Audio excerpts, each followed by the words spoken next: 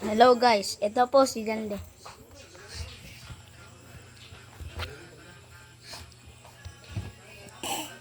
Dumi-dumi naman ang ate. Ano ka na walang mag-ano?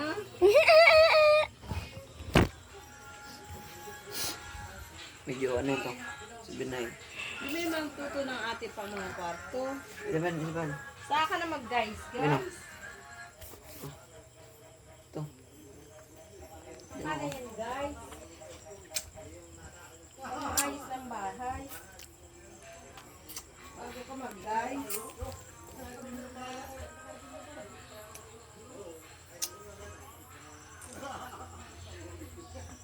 Baka mo kasi. Pantay mo. Lang oh.